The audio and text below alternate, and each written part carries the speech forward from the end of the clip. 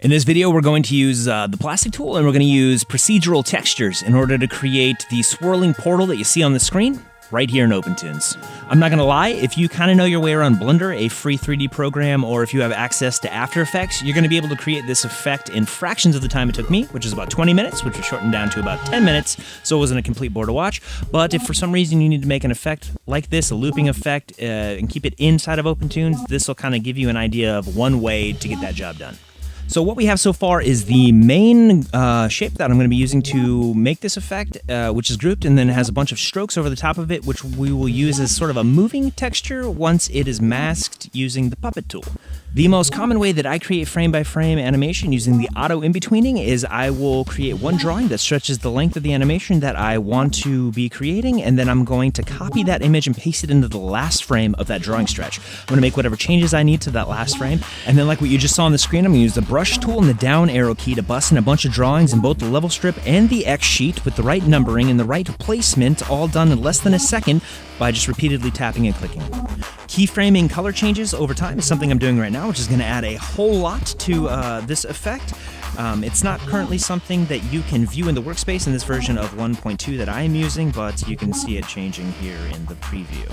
I'm about to start using the plastic tool. It's something that I typically do. It's a good habit to have is before I create a mesh for a drawing, I create a parent for it. That's what the B is. It's not something I'm going to use right now, but you'll see later on how this becomes a serious time saver. What I just did was I copied the main shape that I'm using for this animation, minus all of the little lines I'm going to be using as a texture, and I used that to create a mesh. And then I deleted the drawing because I do not need it anymore. I just needed it to create this mesh. Back on the original drawing, I'm going to click Create Mesh, which is going to make a new column for me and a new mesh that I'm actually not going to use. I'm going to use the first mesh that I created and extend it for the length of the animation that we're going to be using here. Now, because I had created a parent first for my original drawing, Opentoonz automatically places this plastic tool column in between the parent and the drawing that it is creating a mesh for in the hierarchy, which means I don't have to go into the schematic window to set up this hierarchy. Opentoonz does it for me automatically.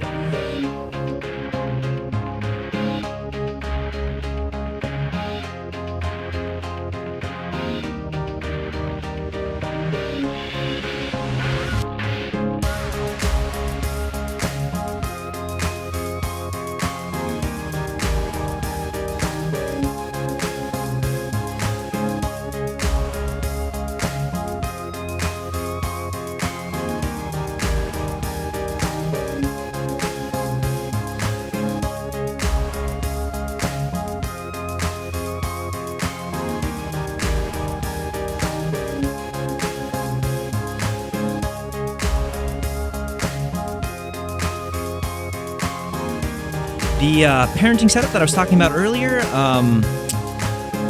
is very convenient when working in the X sheet. If you keep all of your plastic tool animations on the plastic tool level, and then you keep all of your transform animations, like what I'm doing here, on that parent level. So the plastic tool is handling only plastic animation.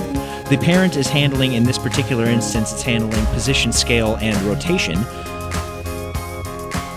And you'll see later on why it was a serious time saver for me to use this approach. Once everything is kind of set up linearly, so there's no easing in the animation, and I'm kind of happy with how it looks, or at least I think I am at the moment, I'm going to collapse everything down into a sub-X sheet so that I can use multiple iterations of this animation. By offsetting the start time of each copy of the animation, I can create a looping animation. In this instance, I picked 18 frames. Seriously, don't ask me why, I just dragged and stuffed there. But that means that the first frame of the first copy lines up with the 19th frame of the original, and the first frame of the second copy lines up with the 37th frame of the original. So for me, the magic number is 37, 19, 1. If the beginning and the end of my animation have those 3 frames in it, it'll loop perfectly. So now that I have everything set up, I'm going to collapse this again into another sub-X sheet, and really there's only 18 frames that I'm interested in here. It's 19 to 37, so everything else just gets deleted. And it seems like we're coming up on the part of the video where we let Opentoonz create our textures for us via effects and some vector gradients.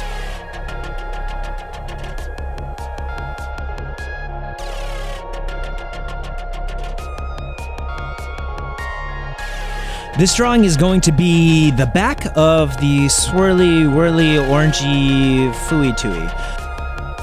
I don't know that vector gradients need any explaining, but hey, you know, you can find them in the vector setting of the style editor. You can adjust the settings in the settings tab. And if you want to change the colors are down there at the bottom of the style editor. You just click them and then you change the color in the color wheel.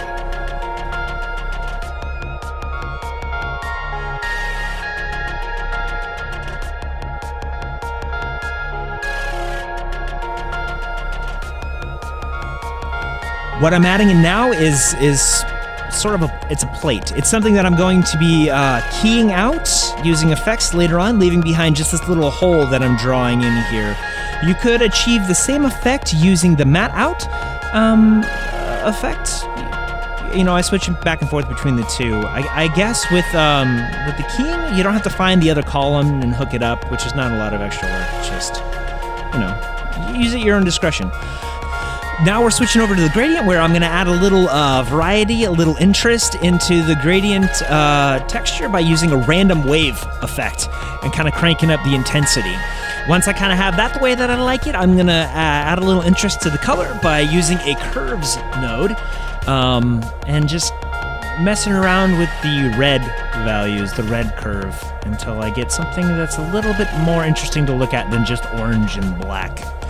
Using the glow node is sort of like a twofer effect. It not only blurs and makes something look like it's glowing, but it also adds some sort of a blend mode to it, so it's going to pick up some of the textures that are available in the background, which just makes a little bit more variety. I am also going to add in, from the distortion category, a ripple effect, and that's just going to help move things around a little bit. Next, I'm basically going to use a matte RGB key.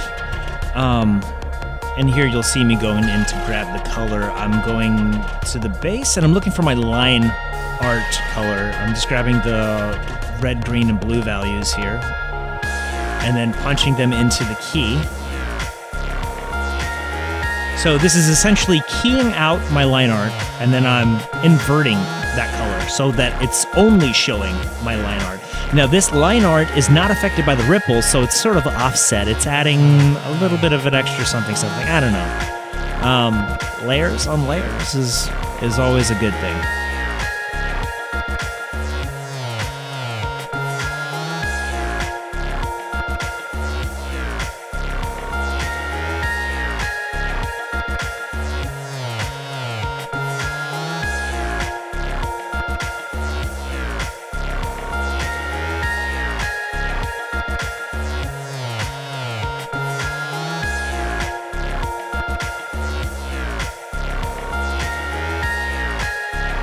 Here, this is where I was talking about. It's convenient to set up that parent in the beginning. I kind of decided that I wanted to retime the plastic tool. And instead of having to go into the function editor and selecting all of the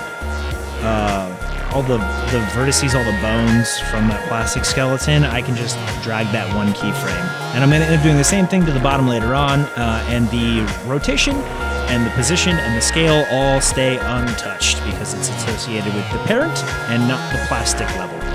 Here I'm setting up a key to key out the green background, which leaves me with just the portal effect, and then I'm going to throw in something behind it. In the end, it ends up being a checkerboard background from the effects.